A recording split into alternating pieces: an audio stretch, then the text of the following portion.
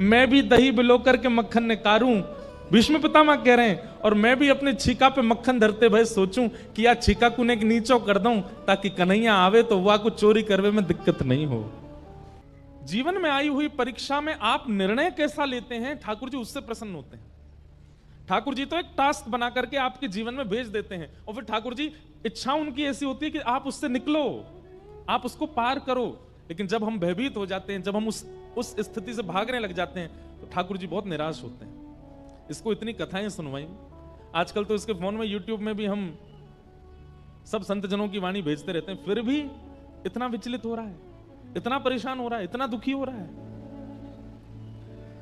लेकिन जीवन में आई हुई परिस्थिति को परीक्षा मान करके और निर्णयात्मक बुद्धि से जब उसको पार कर लेता है कोई व्यक्ति, विचलित नहीं होता, ठाकुर जी उससे बहुत प्रसन्न होते हैं। इसलिए हमारी प्रार्थना बंधुओं, जब परीक्षा आती है, आती सबके है, मैं व्यास हूं मेरे जीवन में नहीं आती होगी ऐसा नहीं है, सबके जीवन में आती है। पर उस परीक्षा के समय पर विश्वास मत तोड़िए ठाकुर जी पर। आप लोग, मुझे पता है कई लोगों की ऐसी ऐसी परिस्थिति होती है, कभी कभी एकांत में जब मैं सुनता हूं तो मैं खुद सोच में पड़ जाता हूं कि इस परिस्थिति से कैसे निकलेगा। लेकिन संसार में एक भी परिस्थिति ऐसी नहीं है जिससे एग्जिट पॉइंट ठाकुर जी ने ना बनाया हो, सबका। बस आप विचलित मत हो। किसी किसी की पहेली ज्यादा बड़ी है, किसी की छोटी है, पर सब पहेली का हल है। इसलिए विचलित मत होइए, बहुत शांत हृदय से, शांत बुद्धि से अपने निर्णय लीजिए और निकल पड़िए आगे।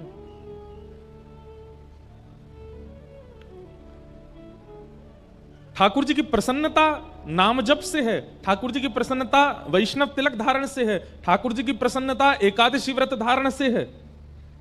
लेकिन ठाकुर जी की अति प्रसन्नता है कि जीवन में आने वाली विचलनताओं में आप धैर्यपूर्वक खड़े हो। जीवन में आने वाले उतार चढ़ाव को आप बड़ी आसानी से पार कर रहे हो, ठाकुर जी उससे अति प्रसन्न होते हैं।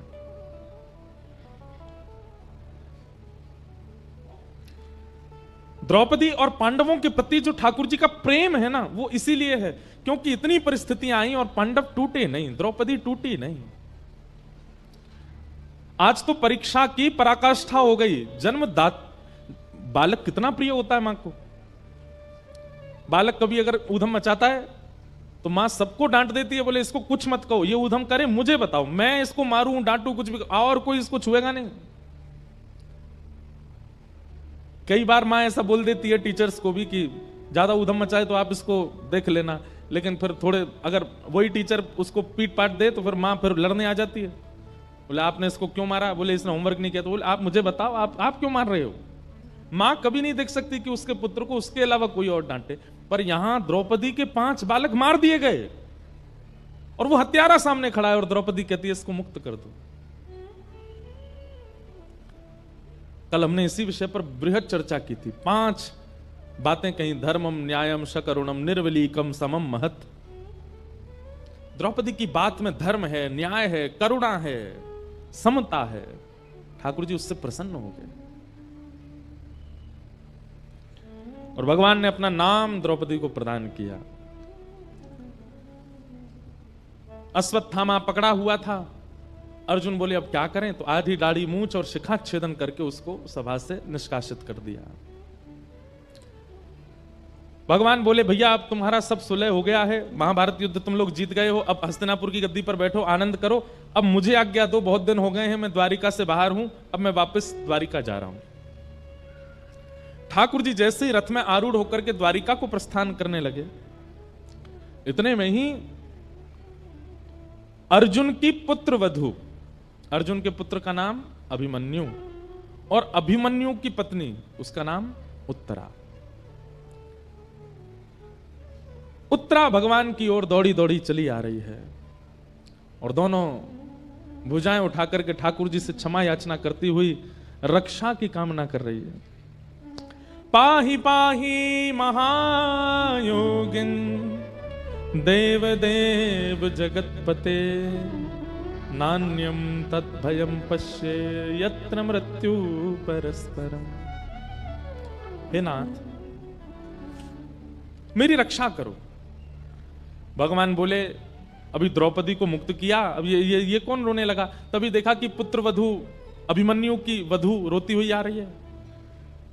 भगवान ने तुरंत कहा, उत्तरा क्या बात है, क्यों रो रही हो? बोले देखिए ना, जिस अश्वत्थामा को अभी सभा में अपमानित करके बाहर निकाल दिया, उसी ने ब्रह्मास्त्र छोड़ दिया है मेरे गर्भ के बालक को मारने के लिए। भगवान ने जैसे ब्रह्मास्त्र को देखा तो अंगुष्ठ मात्र एक और रूप धारण किया। एक रूप से तो सामने खड़े हैं और एक रूप से अंगुष्ठ मात्र रूप धारण करके गर्भ में प्रवेश किया। और भगवान की गदा का नाम है चक्रा। क्या नाम है? ठाकुर जी की गदा का नाम है चक्रा। अपनी चक्रा नाम की गदा को ठाकुर जी ने द्रुत गति से घुमाया और गर्भ के उस बालक की रक्षा हुई। बहुत सावधानी से सुनिए सब लोग।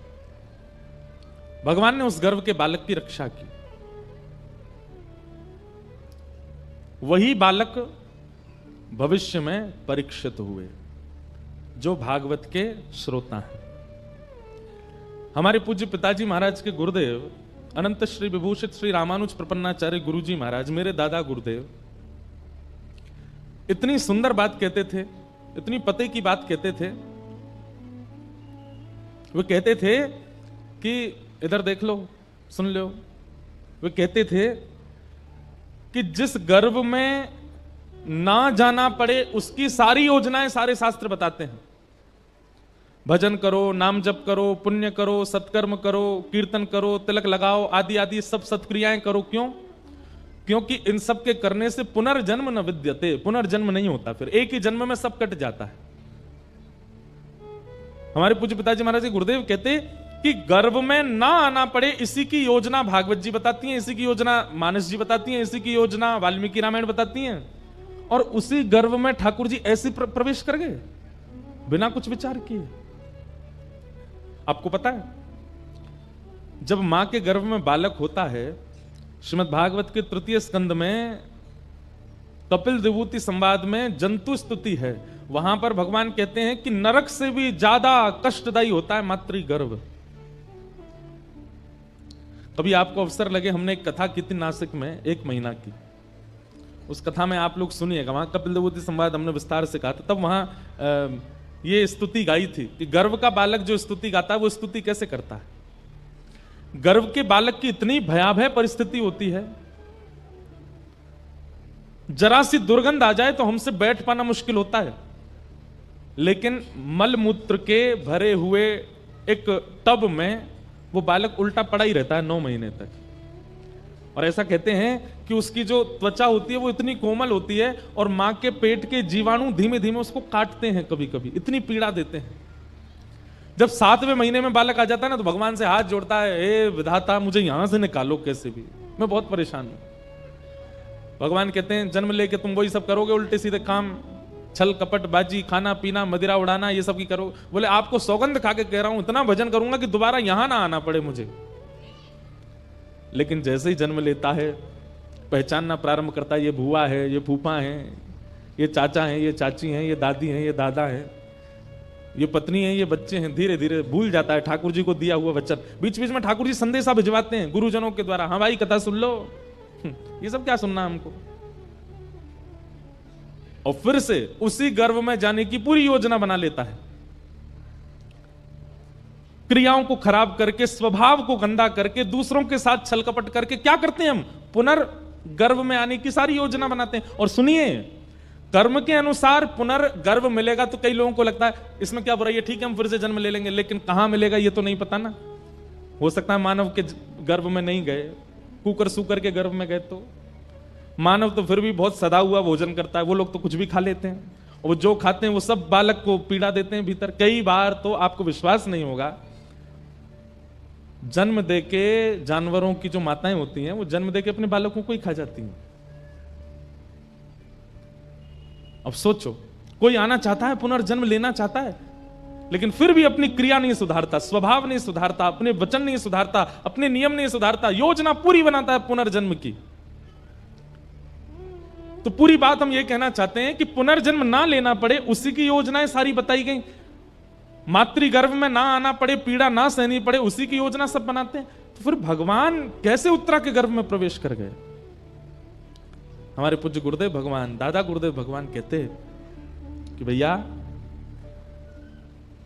परीक्षित राजा है इसलिए बचाने गए नहीं, परीक्षित अर्जुन का होने वाला नाती है, इसलिए बचाने गए। द्रौपदी के पुत्रों को भी बचा सकते थे ठाकुर जी। ये उत्तरा के गर्भ के बालकों को क्यों बचाया भगवान ने? तब गुरुदेव भगवान कहते हैं क्योंकि ठाकुर जी को पता है कि भविष्य में मेरी कथा का प्रथम श्रोता होगा, ये मेरी कथा का श्रोता बनने वाला है। ठाकुर जी को अपना कथा का श्रोता इतना प्रिय है कि उस प्रिय श्रोता की रक्षा के लिए गदा लेकर के ठाकुर जी गर्भ में प्रवेश किया और ब्रह्मास्त्र को नष्ट कर दिया। इसलिए आप यदि कथा में बैठे हैं तो अपना सौभाग्य मनाइए। ठाकुर जी को श्रोता इतने प्रिय हैं कि श्रोताओं के लिए ठाकुर जी गर्भ में प्रवेश करके रक्षा कर देते हैं। और केवल श्रोता की रक्षा नहीं करी है भगवान ने, वहां वक्ता श्री शुक्राचार्य जी महाराज, उन्होंने भी जन्म बाद में लिया, गर्भ में मातृ दर्शन, भगवत दर्शन पहले किया।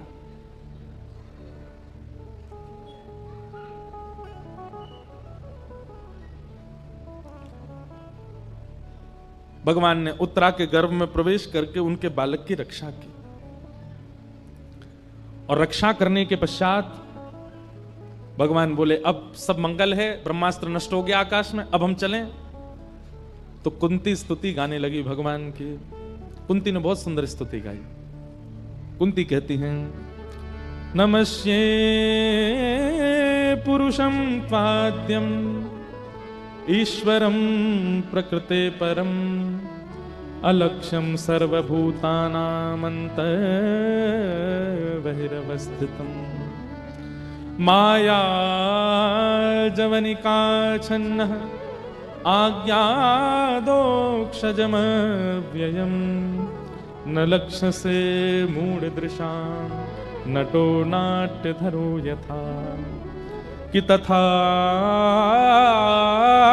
परमहंसानां मुनीनां अमलाशनां भक्तियोग विधानार्थं कथम पश्येम हि स्त्रियः। कुंती ने भगवान की स्तुति गाई। विस्तार का अवकाश नहीं है, आज नंदोत्सव है ठाकुर जी का। अभी प्रथम स्कंद पर हम हैं, धीमे धीमे सब प्रसंगों को स्पर्श करते हुए चलेंगे आगे। कुंती ने भगवान की स्तुति गाई। भगवान कुंती की स्तुति सुन के अब द्वारिका प्रस्थान करने लगे।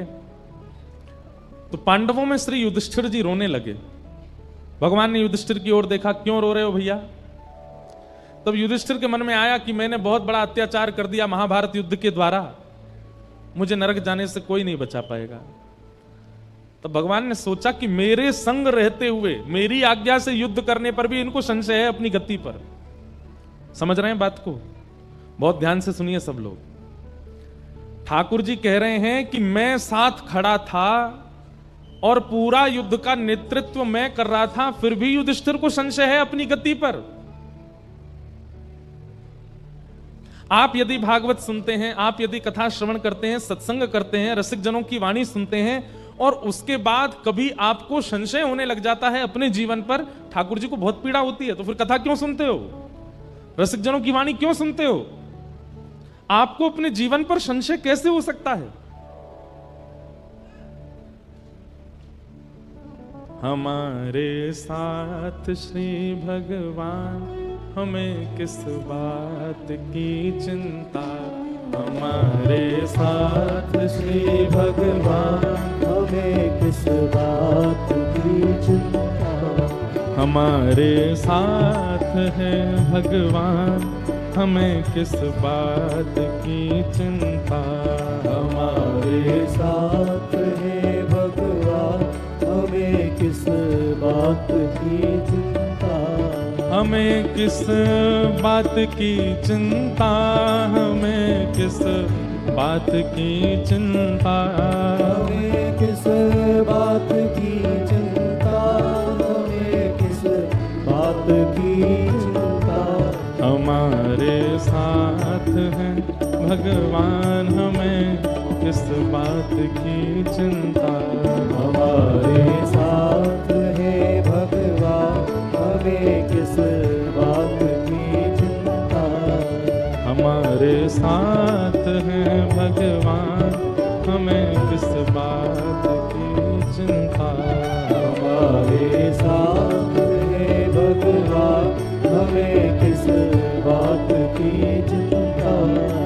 किया करते हो क्यों दिन रात तुम बिन बात की चिंता।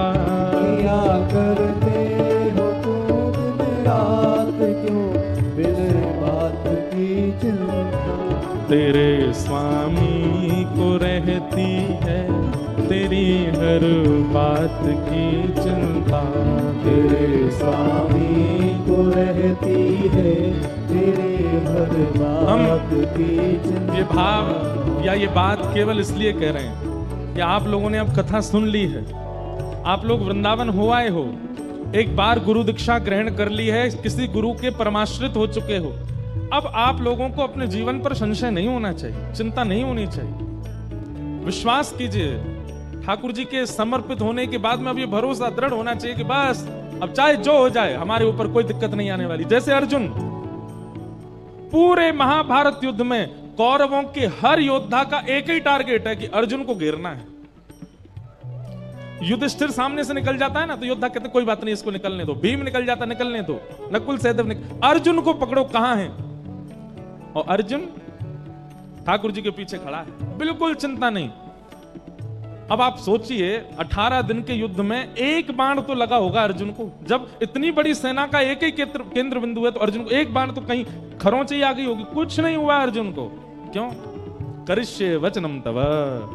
ठाकुर जी को अपना रथ का सारथी बना करके उसने समर्पित कर दिया। मेरे जीवन की ये रथ डोर आपके हवाले, नाथ जहां ले चलो मैं तैयार हूं। और कौरवों के उस विशाल सेना के समुद्र को आकाश से जब देवता देखते थे ना, कौरवों की सेना ऐसे लगती थी जैसे कोई विशाल समुद्र में लहर उठ रही हो, और पांडवों की सेना ऐसी लगती थी जैसे 2-4 नदियां मिल गई हों। लेकिन उस विशाल कौरव सैन्य सिंधु को भगवान ने ऐसे पार करा दिया अर्जुन को, जैसे कोई छोटे से बालक को गाय के खुर का गड्ढा लंघवा देता। एक बार भी यदि जीवन में कथा का आश्रय और ठाकुर जी का आश्रय लिया है, फिर चिंतित मत होइएगा। कि ध्रुव प्रहलाद गणिका गज अजामिल को उबारा था। कि ध्रुव प्रहलाद गणिका गज अजामिल को उबारा था। कि ध्रुव प्रहलाद गणिका गज अजामिल को बारा था। प्रहलाद गणिका गज अजामिल को बारा था। उन्हीं का कर रहे गुणगान, उन्हीं का कर रहे गुणगान, उन्हीं का कर रहे गुणगान, उन्हीं का कर रहे गुणगान। तो फिर किस बात की चिंता, उन्हीं का कर रहे गुणगान। तो फिर किस बात की चिंता। दीवाने बन गए हैं अब हमें दुनिया से क्या लेना। दीवाने बन गए हैं अब हमें दुनिया से क्या लेना। दीवाने बन गए हैं अब हमें दुनिया से क्या लेना। दीवाने बन गए हैं अब हमें दुनिया से क्या लेना। और समर्पित व्यक्ति का लक्षण क्या है? वो सब दे देता है ठाकुर जी को। आप जब ठाकुर जी के आगे शीश झुकाते हैं, गुरु दीक्षा ग्रहण करते हैं, कथा श्रवण करते हैं, इसका मतलब क्या है? आपने स्वयं को अर्पित कर दिया। सभी कुछ कर दिया जब दान, सभी कुछ कर दिया जब दान, सभी कुछ कर दिया जब दान, सभी कुछ कर दिया जब दान। तो फिर किस बात की चिंता, सभी कुछ कर दिया जब दान। तो फिर किस बात की चिंता। हमारे साथ श्री भगवान, हमें किस बात की चिंता। हमारे साथ है भगवान, हमें किस बात की चिंता। दीवाने बन गए हैं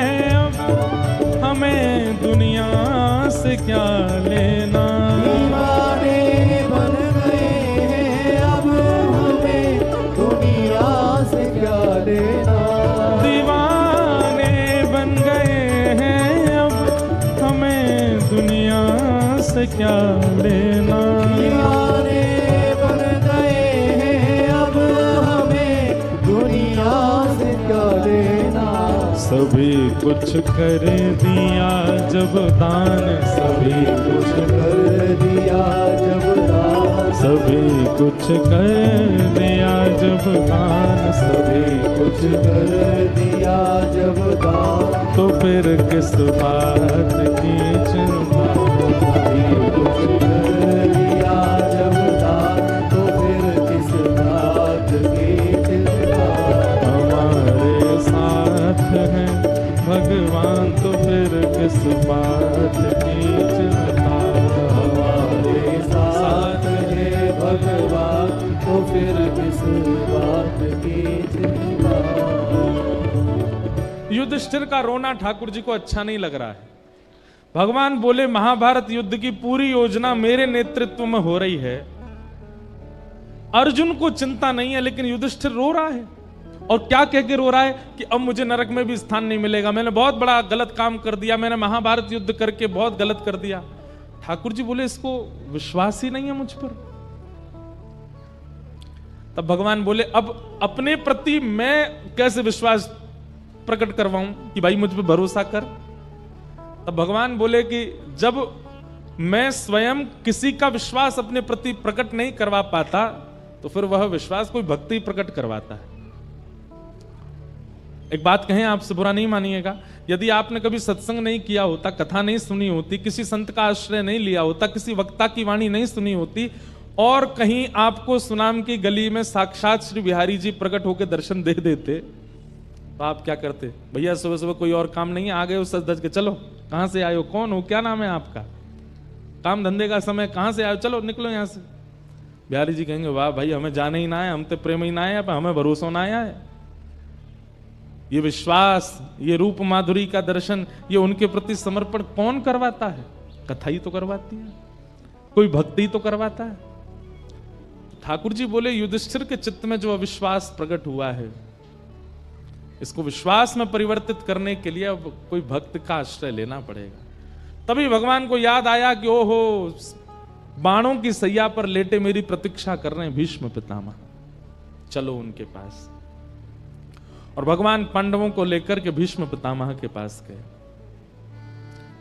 भीष्म पितामह को इच्छा मृत्यु का वरदान है, इच्छा मृत्यु का वरदान।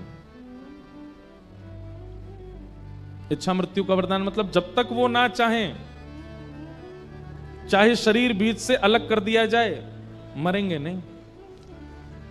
छन्नी तो बना ही दिया, रोम रोम में बाण लगा है भीष्म पितामह के, बाणों की सैया पर लेटे हैं, लेकिन प्राण नहीं गए। क्यों? उन्होंने इच्छा मृत्यु के वरदान को सार्थक किया। और क्या विचार करके सार्थक किया? कि मैं ऐसे प्राण नहीं त्यागूंगा। मेरे प्राण कब निकलेंगे? बोले शंख चक्र गदा पद्मधारी द्वारिकाधीश मेरे सामने खड़े होंगे, उनके नेत्रों में मैं निहार रहा हूंगा, उनसे दो बातें हृदय की कर लूंगा, उसके बाद मेरे प्राण निकलेंगे। अब उससे पहले चाहे मेरे शरीर को कोई बीच से काट दे, मेरे प्राण नहीं निकलेंगे।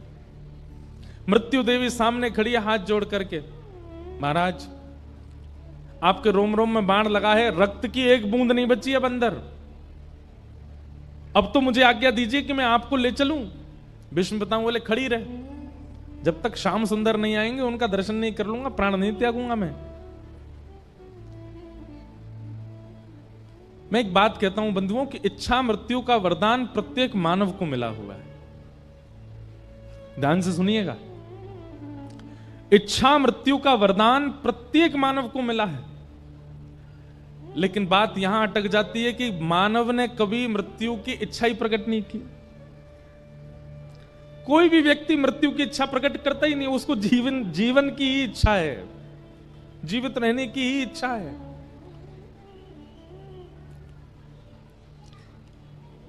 सब लोग इधर देखिए, बहुत सावधानी से सुनिएगा। हमारे ब्रज के रसिक संतों ने, हमारे भारत के श्रेष्ठ ऋषियों ने अधिकतर इच्छा से ही प्राण त्यागे।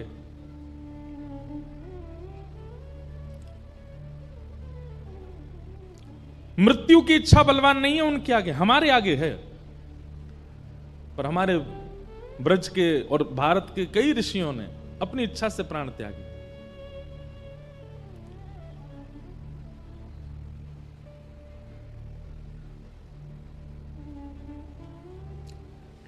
कई संतों ने अपने शिष्यों को बुला करके अपनी अंतिम इच्छाएं बता दी।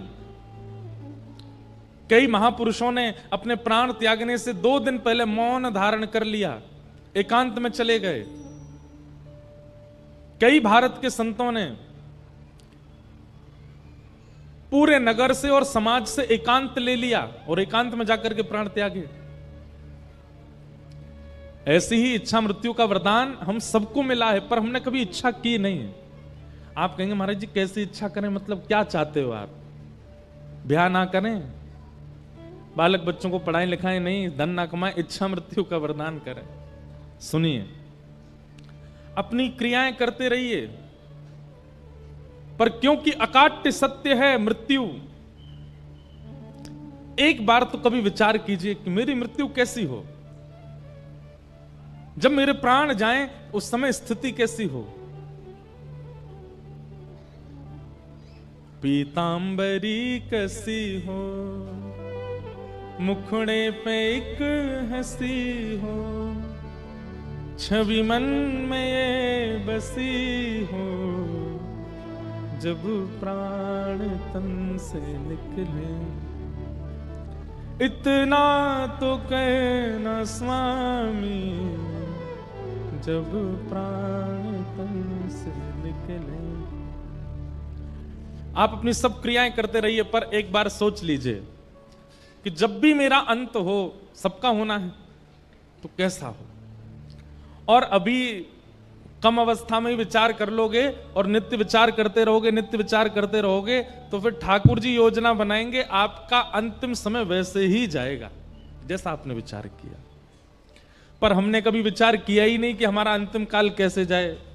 इसीलिए अधिकतर या तो हॉस्पिटलों में जाता है, या तो दवाइयों के बीच में जाता है, वेंटिलेटर पे जाता है, कहीं भी चले जाते हैं। इस प्रकार से प्राण जाएं, उससे अच्छा तो विचार कर लो।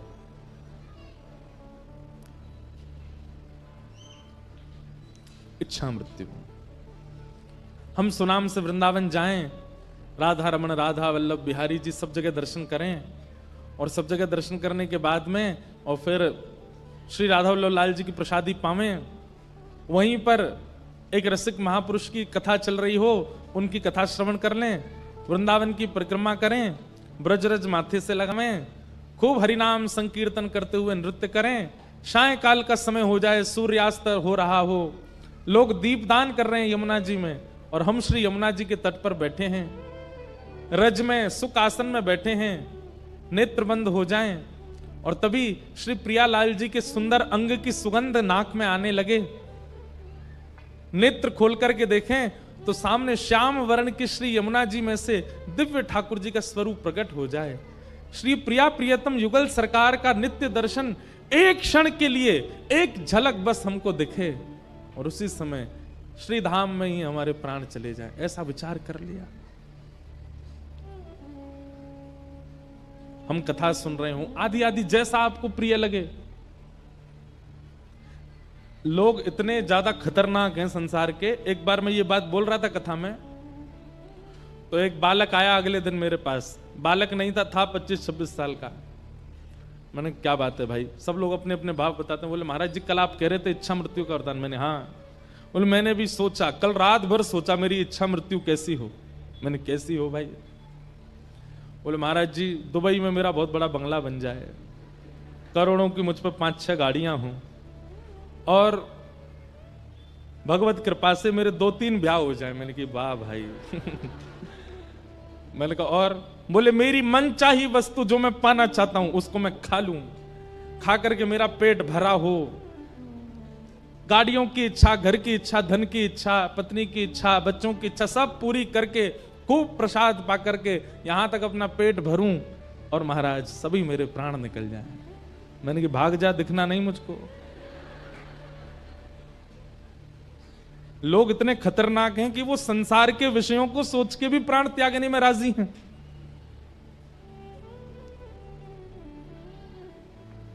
नरक ही मिलेगा अगर ऐसा कुछ सोचा तो।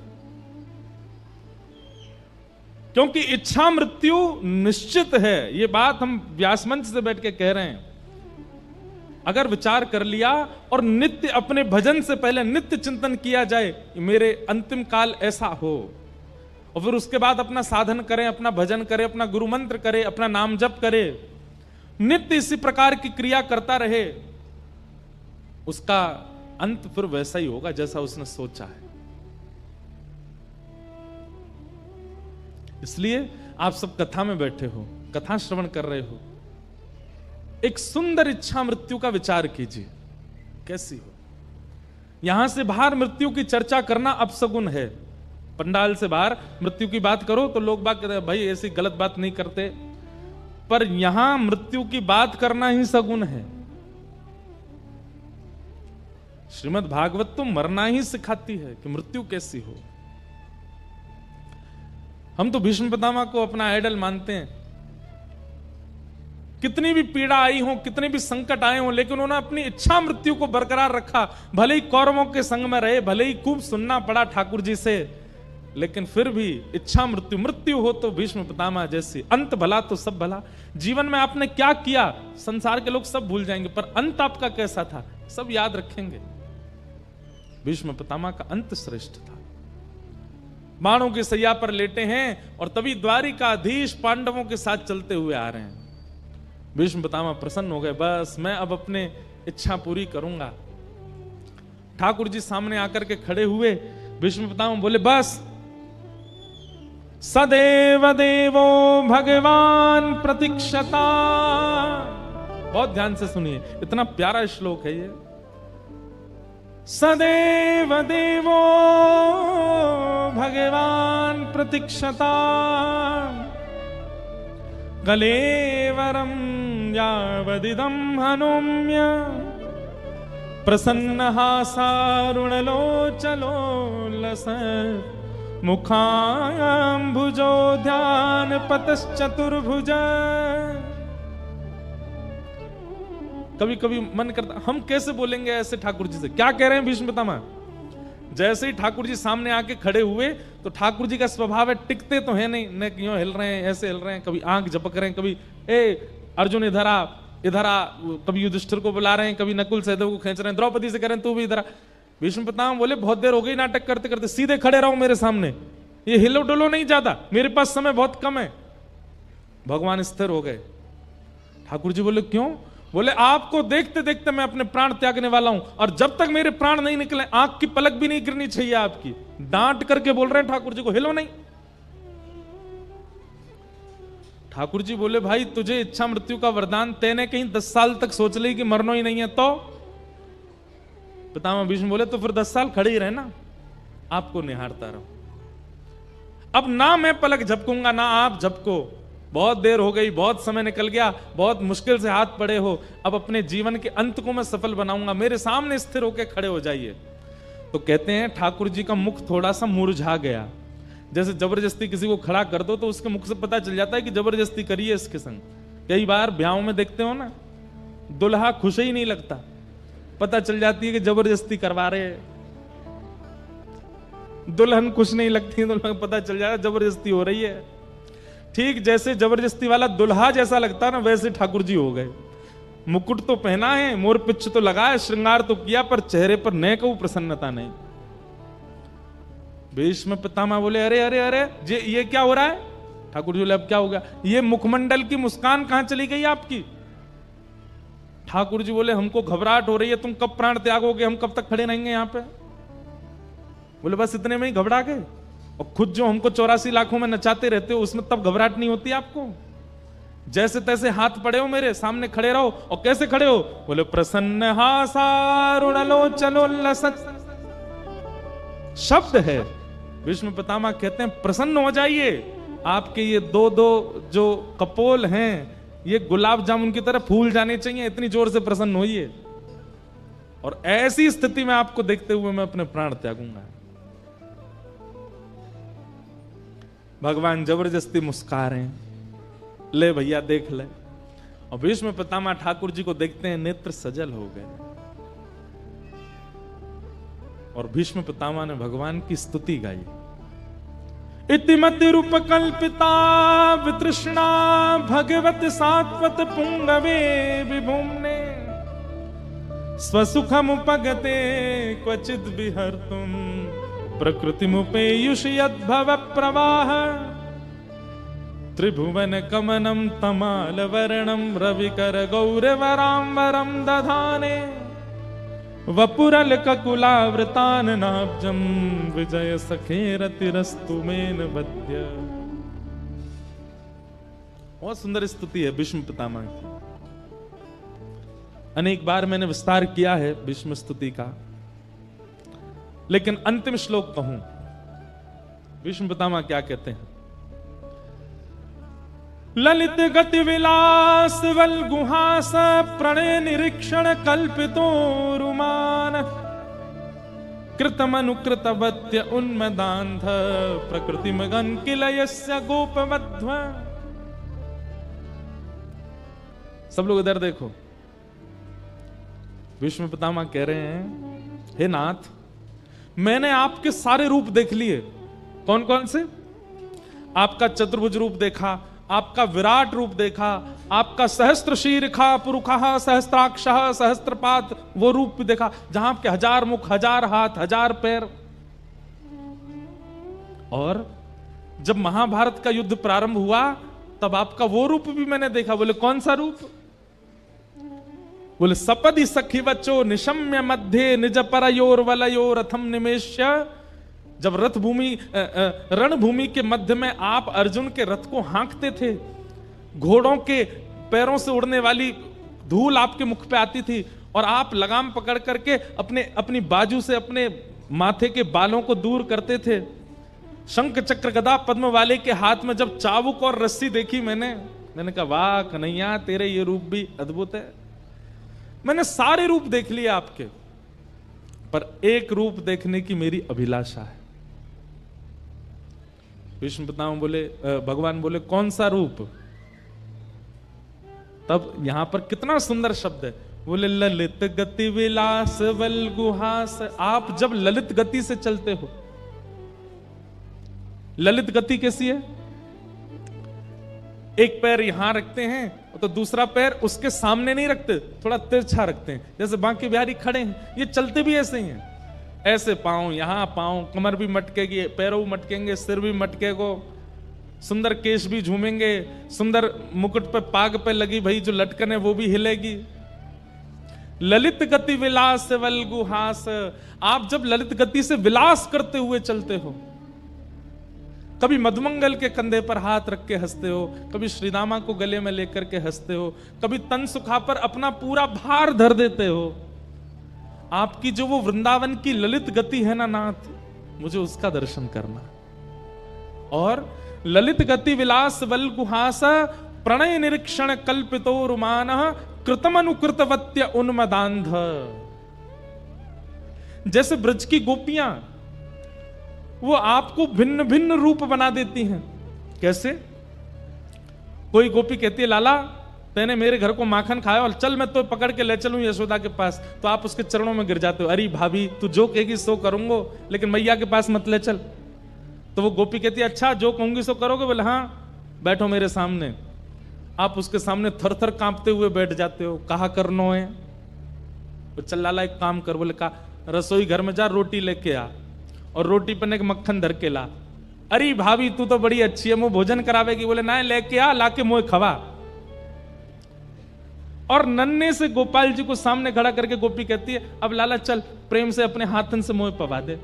और छोटे छोटे ठाकुर जी टूक तोड़ के गोपी को पवा रहे। गोपी के नेत्र सजल होते हैं। एक बार पा करके फिर ठाकुर जी के चरण लिपट जाती है और ठाकुर जी को गोद में बैठा के फिर अपने हाथ से पवाती है। ताही अहीर की छो हरिया छचिया भरी छाछ पे नाच नचायो, रसखान कहते हैं। कोई गोपी ठाकुर जी को पकड़ लेती है और लाला को कमरा में बंद कर देती। ठाकुर जी कहें मुझे छोड़ दे। बोले ऐसे ना है छोड़ूंगी। बोले कैसे छोड़ेगी? बोले पहले बंदर की तरह नकल करके दिखा। ठाकुर जी कहें जो कोई बात है? बोले हम बात है, पहले बंदर की तरह कर। कोई गोपी पकड़ के कहती लाला मेरे संग नृत्य कर। भीष्म पितामह कहते हैं बोले नाथ हस्तिनापुर का बनने में सुख नहीं है, द्वारिका का बनने में सुख नहीं है, मथुरा का बनने में सुख नहीं है, क्योंकि वहां आपकी चलती है। हमें तो ब्रजवासी बना दो जहां हम कहें और आप नाचो, हम कहें और आप चलो। कृत मनु कृतवत्य उन्मदांध प्रकृति मगन किल यस्य गोपबद्ध।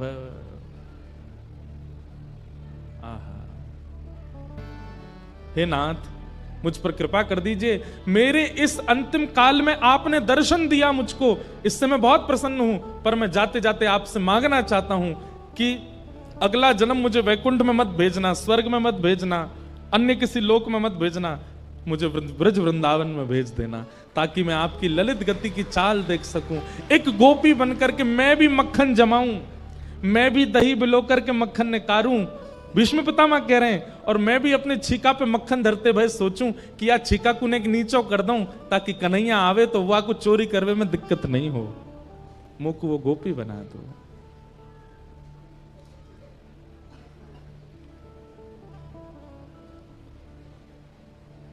ठाकुर जी भीष्म पितामह से बहुत प्रसन्न हो गए। भीष्म पितामह ने अपनी स्तुति के अंत में ब्रज को याद किया और पितामह भीष्म ने अपने प्राण त्याग दिए, भगवान द्वारिका को चले गए। यहां पर परीक्षित का जन्म हुआ। धीरे धीरे परीक्षित बड़े हुए। अर्जुन ने एक बार आकर के संदेश सुनाया कि द्वारिकाधीश लीला पूरी करके चले गए। परीक्षित को राज्य गद्दी पर बिठा करके पांचों पांडव स्वर्गारोहण को चले गए।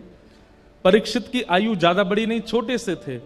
ब्राह्मणों के नेतृत्व में बहुत कम अवस्था में, 6-7 वर्ष की अवस्था में परीक्षित राजा बन गए। बताओ, एक छत्र सम्राट बन गए। लेकिन ब्राह्मणों के निर्देश में राजपाट संभालने लगे, धीरे धीरे बड़े हुए, उनका विवाह हुआ, जन्मेजय आदि पुत्र हुए। एक दिन परीक्षित को कलयुग मिला। बैल के पैर काट रहा था काला काला व्यक्ति। परीक्षित ने उसको मारने का प्रयास किया तो चरणों में गिर गया और कहा, महाराज मुझे मत मारिए, मैं ब्रह्मा के द्वारा बनाया गया हूं। परीक्षित बोले, कौन हो तुम? बोले, सतयुग के बाद त्रेता आता है, त्रेता के बाद द्वापर, और द्वापर के बाद मेरी आगमन होता है कलयुग। मैं कलयुग हूं। कलयुग नाम सुनते ही परीक्षित घबरा गए। बोले, तुम कैसे आए? बोले, जैसे ही भगवान धराधाम छोड़ करके गए मेरा आगमन हो गया।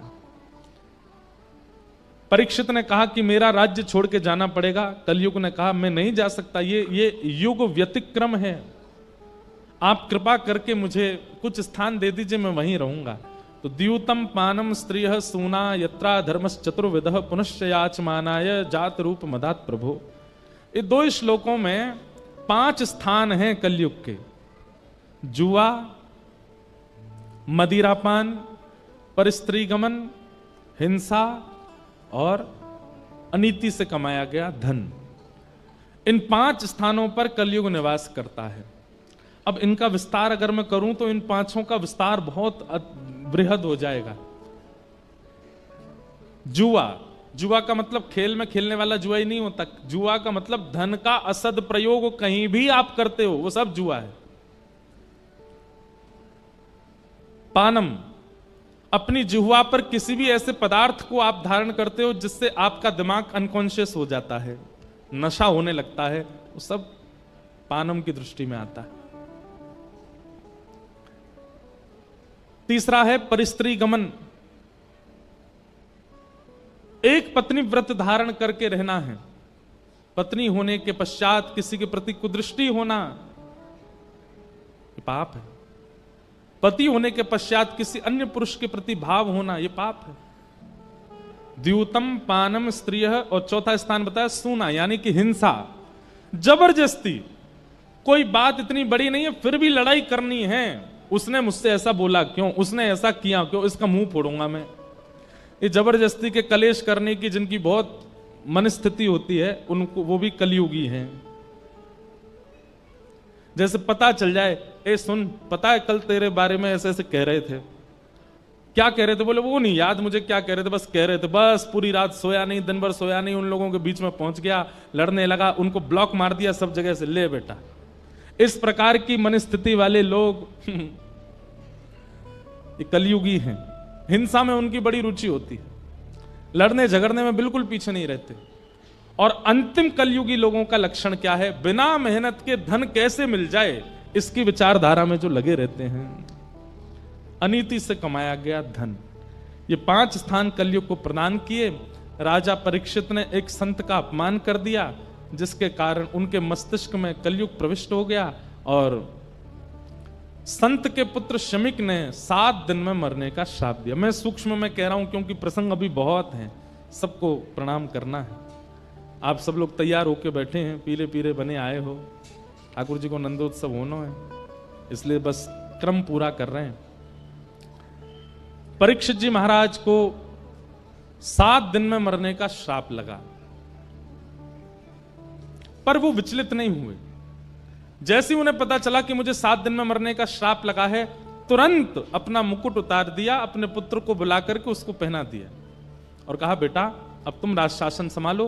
पत्नी को बुला के कहा, बिल्कुल विचलित मत होना, मैं सौभाग्यशाली हूं, संसार का कोई व्यक्ति जानता ही नहीं है कि उसकी मृत्यु कब होगी, अगले क्षण भी हो सकती है, पर मैं ये जानता हूं कि 7 दिन से पहले मेरी मृत्यु नहीं होगी, 7वें दिन ही होगी, इसलिए मैं अपना कल्याण कर सकता हूं। मतलब जीवन में होने वाली स्थिति को नकारात्मक वे में ना सोच करके उसमें कोई सकारात्मक बुद्धि रखता है, ये एक वैष्णव का लक्षण है। कोई काम जिसके लिए आप वर्षों से लगे थे, अंत में आकर के वो नहीं बना, संसारी व्यक्ति तो टूट जाएगा, लेकिन वैष्णव वो टूटेगा नहीं, वो उसके प्रति भी कोई सकारात्मक भाव रखेगा। शायद ये काम बन जाता, बनने के बाद में कुछ बहुत बड़ी घटना हो जाती, इसलिए ठाकुर जी ने बनने ही नहीं दिया, ऐसी विचारधारा। परीक्षित की सोच कितनी अच्छी है। परीक्षित कहते हैं कि संसार का कोई भी व्यक्ति नहीं जानता कि उसकी मृत्यु कब होगी, पर मैं जानता हूं कि मैं 7 दिन से पहले तो नहीं मरूंगा, इसलिए देवी इन 7 दिनों को मैं भगवत अर्पित करना चाहता हूं, मुझे आज्ञा दो। पत्नी की आज्ञा लेकर के परीक्षित वन में चले गए और वन में उन्हें श्री अनेक संत मिले, तभी वहां श्री सुखदेव जी का आगमन हुआ। बोलो सुखदेव जी महाराज की। सुखदेव जी महाराज जैसे आकर के मंच पर विराजमान हुए, परीक्षित ने चरणों में प्रार्थना करते हुए कहा, महाराज जल्दी मरने वाले की मुक्ति का उपाय बताओ। जिसके जीवन के केवल 7 दिन बचे हैं, उसको मुक्ति प्राप्त करने के लिए क्या करना चाहिए, कृपा कर आप मुझे आज्ञा दें। और यहां से श्री सुखदेव जी बोलना प्रारंभ करते हैं। अब देखो एक बात सुनिएगा, सब लोग इधर देखो, सावधानी से सुनो। सुखदेव जी का प्रसंग अब प्रारंभ हो रहा है। कोई भी साधु, कोई भी संत, कोई भी वक्ता, कोई भी वैष्णव यदि कभी कुछ कहने जाता है ना, उसका स्वभाव है वो पहले अपने इष्ट को वंदन करेगा, उसके बाद ही कुछ बोलेगा। हम कथा प्रारंभ करते हैं उससे पहले अपनी परंपरा से जो पूज्य पिताजी महाराज व्यास मंच पे मंगलाचरण करते हैं, वही मंगलाचरण करेंगे। आप सब लोग प्रणाम करके चले जाते, उसके बाद हम 5-6 श्लोक बोलते हैं, उसके बाद कीर्तन कराते हैं, फिर कथा प्रारंभ करते हैं। सीधे कहना नहीं शुरू कर देते। लेकिन यहां पर एक आश्चर्य हुआ कि सुखदेव जी महाराज मंच पर बैठे और परीक्षित ने जिज्ञासा की, जल्दी मरने वाले की मुक्ति का उपाय बताओ। इन्होंने ना तो इष्ट को प्रणाम किया, ना अपने गुरु को प्रणाम किया, ना किसी परंपरा के श्लोकों का स्तवन किया, सीधे उसको उत्तर देना प्रारंभ कर दिया कि वरीयाने शते प्रश्न क्रतो लोक हितम नृप आत्मविद सम्मत पुंसाम। वरीयाने शते प्रश्न क्रतो लोक हितम नृप आत्मविद सम्मतः पुंसाम श्रोतव्यादिषु यप्पर। इसका मतलब क्या है? अगर वैष्णव बिना इष्ट को प्रणाम करने बोलने लग जाए तो हो सकता है कहीं ना कहीं वो हमारे किसी भाव से अप्रसन्न है, या फिर हमने जो जिज्ञासा की है वो जिज्ञासा उचित नहीं है, इसीलिए। और वही बात हुई। सुखदेव जी महाराज कहते हैं, बोले राजन, तुमने जो ये प्रश्न किया है ना, जल्दी मरने वाले की मुक्ति का उपाय क्या है, अगर तुमने लोक हित के लिए ये प्रश्न किया है, संसार के लिए ये प्रश्न किया है कि संसार के जो लोग जल्दी मरने वाले हैं वो अपनी मुक्ति कैसे प्राप्त करें, तो तुम्हारा प्रश्न अच्छा है, लेकिन अगर ये प्रश्न कहीं तुमने अपने लिए किया है तो ये उचित नहीं है। परीक्षित बोले मतलब 7 दिन में मेरी मृत्यु होनी, मैं अपने लिए ही तो पूछूंगा। मैंने संसार के लिए पूछा हो तो ये प्रश्न अच्छा है, अपने लिए अगर पूछ रहा हूं तो गलत है। इस बात का क्या मतलब हुआ?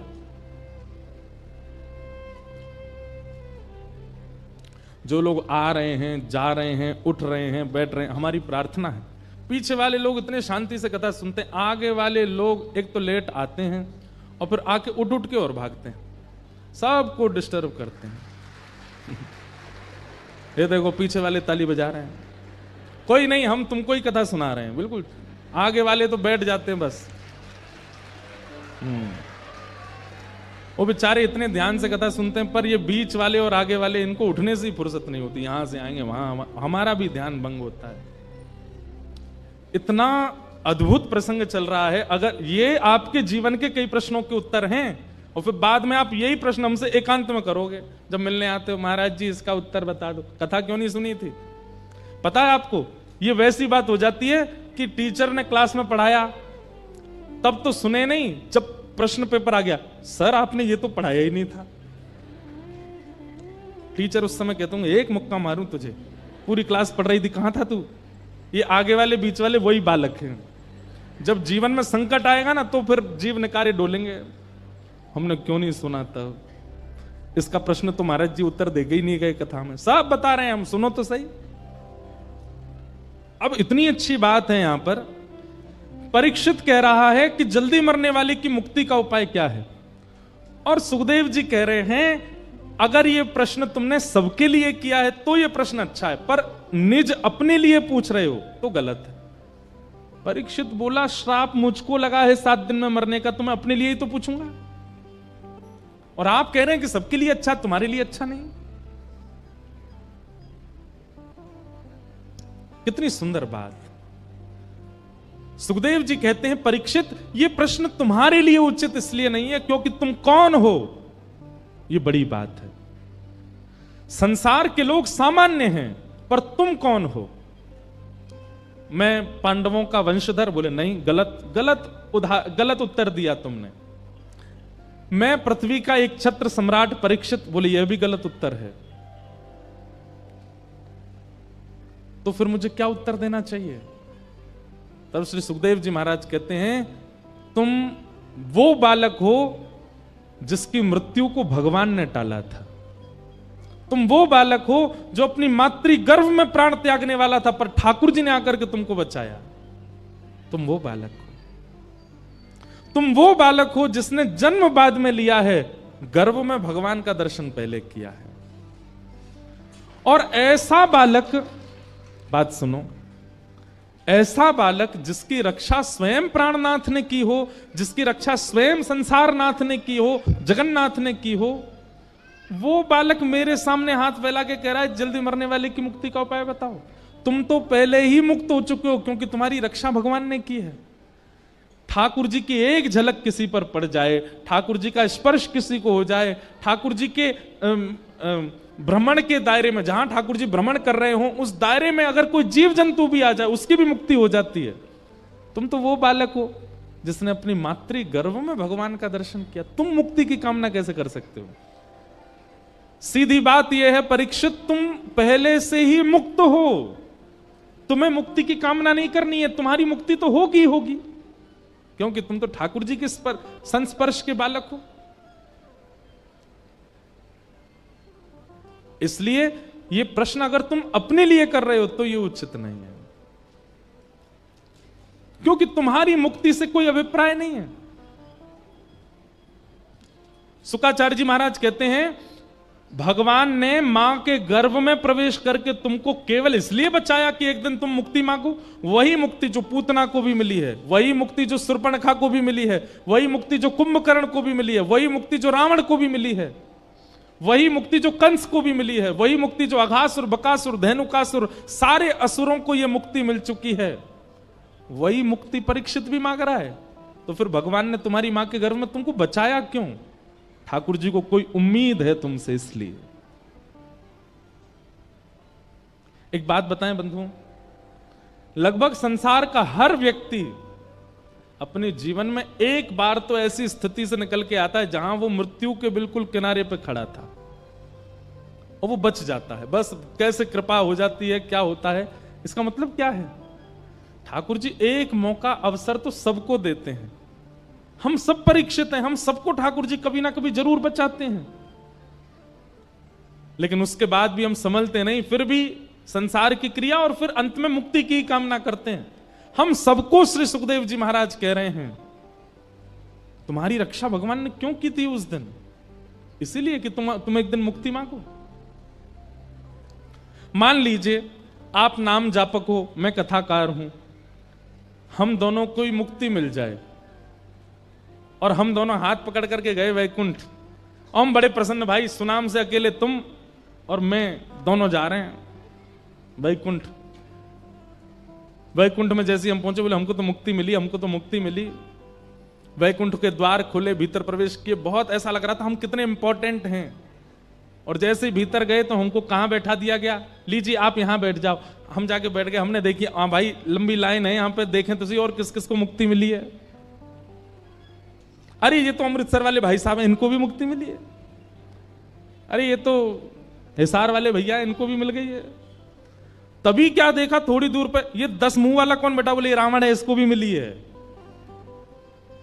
हमने इतना नाम जप किया, हमने इतनी कथाएं सुनी, इतनी परिक्रमा करी, परिक्रमा कर करके गिरिराज जी की छोटे है गए हम, तब जाकर के हमको मुक्ति मिली। और ये राक्षस अपने 10 मुंह से गाली देता तो इसको भी मुक्ति दे दी ठाकुर जी ने।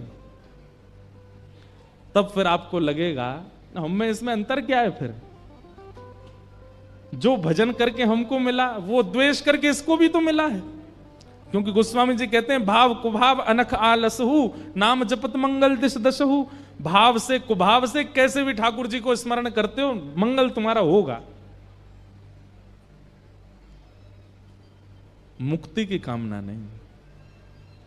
परीक्षित, मुक्ति तो तुमको मिली हुई है। परीक्षित ने हाथ जोड़ के कहा तो फिर इन 7 दिनों का मैं क्या करूं? ये जो 7 दिन मुझे मिले इसका मैं क्या करूं? बोले यह भी प्रश्न है कि उस ब्राह्मण बालक ने तुमको 7 दिन में मरने का ही क्यों कहा? ऐसा क्यों नहीं कहा कि अभी इसी वक्त तक्षक सर्प डस दे और राजा परीक्षित की मृत्यु हो जाए? उसने ऐसा क्यों कहा कि अगले 7 दिन में मृत्यु हो? यह भी तुम्हारे ऊपर कृपा है। मुक्ति के लिए 7 दिन की आवश्यकता नहीं। हमारे शास्त्र कहते हैं जिस व्यक्ति ने जीवन भर पाप किया हो, सारे गलत काम किए, जीवन में कोई काम नहीं छोड़ा, और वो अपने अंतिम स्थिति में अंतिम श्वास ले रहा हो और उसी समय कोई रसिक आकर के कान में एक बार बोल दे श्री राधा, श्री कृष्ण, श्री वृंदावन, श्री गिरिराज, श्री गोवर्धन, एक नाम भी कोई बोल दे और उसके प्राण निकल रहे हों, भले ही उसने जीवन में कितने भी पाप किए हों, अंतिम काल में यदि कान में कोई भगवान नाम आ गया और उसके प्राण निकल गए, तो यहां स्पष्ट लिखा है योगिनाम नृप निर्णीतम हरेर नामानुकीर्तनम। हरि का नाम यदि अंतिम काल में कान में पड़ गया तो मुक्ति निश्चित है। फिर जीवन के सारे आपके चैप्टर क्लोज कर दिए जाएंगे। इसने गलत खाया, गलत पिया, गलत व्यवहार किया, सब खत्म। अंत में भगवान नाम सुन लिया, वैकुंठ। परीक्षित, मुक्ति के लिए 7 दिन जरूरी नहीं होते, एक क्षण बहुत है। तुमको 7 दिन मिले हैं। परीक्षित बोले भगवान अब मैं क्या करूं, मुझे बताओ। बोले तुम मुक्ति मत मांगो, तो क्या मांगू? बोले भक्ति मांगो। बोले इन दोनों में अंतर क्या है? इतना सुंदर अंतर बताते हैं। मुक्ति का मतलब मृत्यु के बाद भगवान का दर्शन, और भक्ति का मतलब जीते जी भगवान का दर्शन। अब तुम्हारा उद्देश्य यह नहीं होना चाहिए कि 7 दिन बाद तक्षक सर्प डसे और विमान आए और तुमको वैकुंठ ले जाए। तुम्हारा उद्देश्य अब यह होना चाहिए 7 दिन बाद तक्षक सर्प आए, उससे पहले शंख चक्र गदा पद्मधारी श्रीमन नारायण आ जाएं और जीवित अवस्था में तुमको दर्शन दे दें, उसके बाद तुम्हारी मृत्यु हो। तुम्हारा उद्देश्य यह होना चाहिए। अपनी जीवित अवस्था में प्राण वायु भीतर है, नेत्र खुले हों, कान खुले हों और उस क्षण ठाकुर जी दिखें, फिर प्राण त्यागें। हमारी स्थिति क्या प्राण त्यागने के बाद भगवान से मिलना है? नहीं, जीवित अवस्था में मिलना है। और प्राण त्यागने के बाद भगवत दर्शन को मुक्ति, जीवित अवस्था में भगवत दर्शन को भक्ति। भक्ति मांगो। परीक्षित की स्थिति ऐसी हो गई, अब उनको चिंता नहीं थी मृत्यु की, अब तो चरण पकड़ लिए, बोले मुझे मुक्ति भुक्ति कुछ नहीं चाहिए। मैं एक भाव गाता हूं। मुक्ति भुक्ति ना मागत केवल, मुक्ति भुक्ति ना मागत केवल। हमें मुक्ति नहीं चाहिए तो अपनो जान निहारो किशोरी राधे। जान निहारो किशोरी राधे। अपनो जान संभालो किशोरी राधे। अपनो जान संभालो किशोरी राधे। मोहे तो भरोसो है तेरो रे किशोरी राधे। मोहे तो भरोसो है तेरो रे किशोरी राधे। मोहे तो भरोसो है तेरो रे किशोरी राधे। मोहे तो भरोसो है तेरो रे किशोरी। एक बार दोहरा के गाइए। मुक्ति भुक्ति ना मागत केवल। मुक्ति भुक्ति ना मागत केवल। मुक्ति भुक्ति ना मागत केवल। मुक्ति भुक्ति ना मागत केवल। तो फिर अपना जान संभालो किशोरी राधे। अपनो जान संभालो किशोरी राधे। इसका भाव क्या है? हमें मुक्ति नहीं चाहिए, भुक्ति नहीं चाहिए। हे श्यामाजू, केवल एक बार आप बस ये कह दियो, ये मेरो है, ये जो बैठो है ना, ये मेरो है। बस आप ये कह देना कि हम आपके हैं। और ये कहने के बाद भले ही जीवन भर हमारी ओर देखना मत, हम पर कोई कृपा मत करना, हमें छोड़ देना अकेले। हम जीवन पूरा व्यतीत केवल इसी भाव में कर लेंगे, किशोरी जी ने हमें अपनाया है। अपनो जान संभालो किशोरी राधे।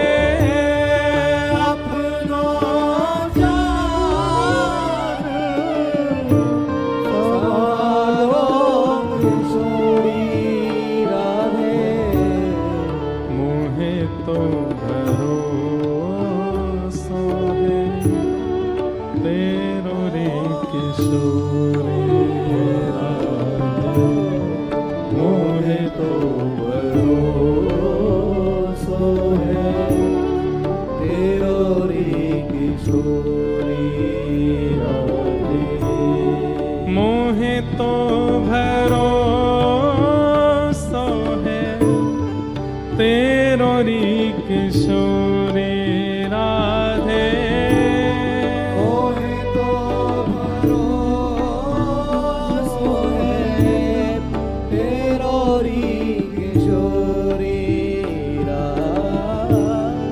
मोहे तो भरोसा है तेरो री किशोरी राधे। मोहे तो भरोसा है तेरो री किशोरी राधे।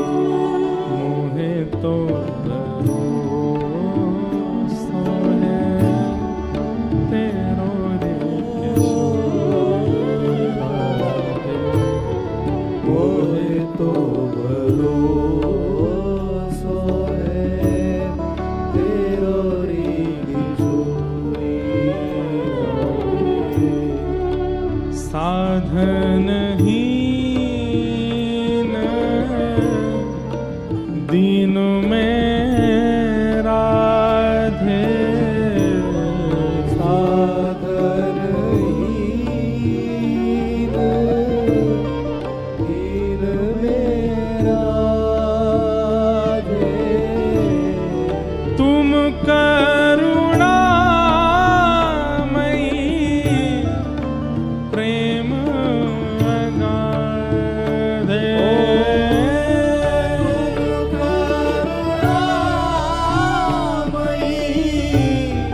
प्रेम अगाधे। तुम करुणामयी प्रेम अगाधे।